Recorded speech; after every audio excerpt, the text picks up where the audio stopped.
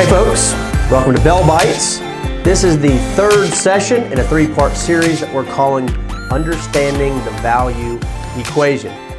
In the last two sessions, first one we went over establishing your customer acquisition cost, critical component of the value equation.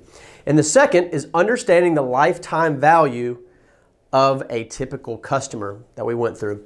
So this time, no offense to any accountants out there, but we're going to use a fictitious company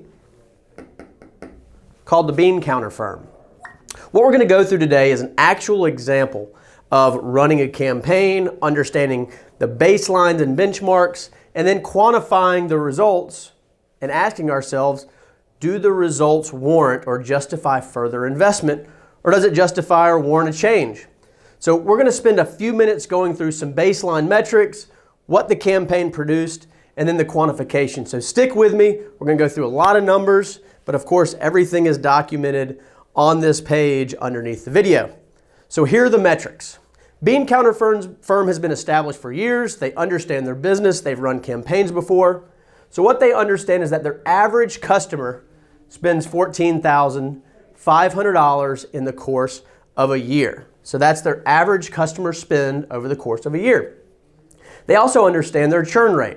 So they know that the average customer lifetime, or the term that they spend with them, is 5 years. It's the average time. That's about a 20% churn rate every single year. So we're looking at about 5 years. Next, if you know your customer life and the average spend, you understand by multiplying these two together, the average dollar lifetime value of a customer is $72,500. So that's how much they would hope on average to get or to generate from every customer that walks through their door. They've also established through the years that their average customer acquisition cost is $12,800. So then the next component, which is a foundational component that helps you to track trends, is the lifetime value to customer acquisition cost ratio.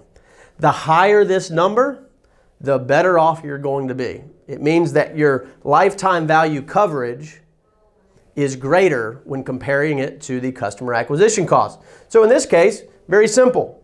We know our lifetime value of a customer. We know our customer acquisition cost. The ratio there comes out to 5.66 times. So that's the ratio coverage, lifetime value to customer acquisition cost. So this customer, let's just say they want to run a digital marketing campaign. Here are the metrics to that campaign. They invested $4,500 a month in those campaigns. So think about that as maybe their ad spend plus maybe a management fee. So $4,500 a month. They ran the campaign for 6 months. They know their average sales cycle is typically 90 to 120 days. So they wanted to make sure that they gave it enough runway to actually produce results. They also had an HR investment. So what does that mean? Well, if we're going to bring leads into an organization, someone has to field those leads. Someone has to sell the product. So they've invested over the course of the campaign on average $3,000 a month to the actual people that are going to intake the leads and take them from start to finish. That's not all these people do within the organization, but this is about the amount that they've invested in their HR efforts on a monthly basis. So if they look at the 6-month period, they've invested a total of $45,000. So that's the baseline that they've established for their investment. The metrics, after 6 months, they looked at it. 642 clicks, 51 leads, 4 closed deals. They're out having a party. Excited about the 4 deals, but what does that mean? How do they actually use that to establish success benchmarks? That's what we're about to go to. The question that we ask is, does it actually add up? Do these customers secured add up to make sense from a return on ad spend component when you factor in the $45,000 they've already invested? So let's look at that.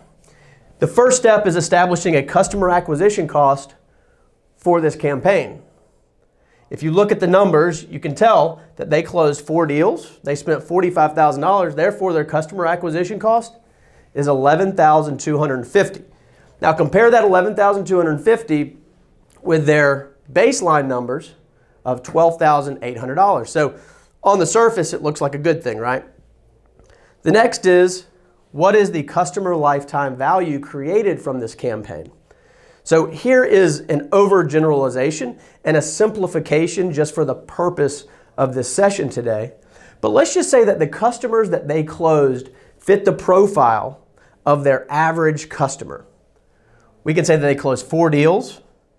Their average customer lifetime value is $72,500. Remember, we're using the same baseline from over here. And that generated $290,000 in lifetime value from the campaign.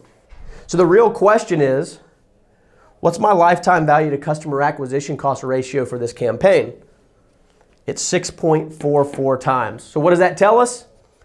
That tells us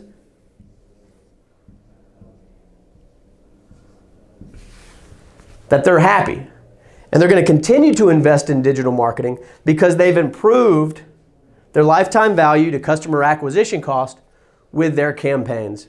Again, this is a very simplified model. There are generalizations made, but you can get really granular with how you understand the value equation and how it can benefit your business. For this particular case, maybe they decide to invest more in online marketing. Maybe they see that the 4 closes that they generated only came from a small subset of ad groups or keywords that they were focusing on. So there's so much that you can do once you understand the components that go into generating the value equation for your business. I hope this was helpful, and until next time, thank you all.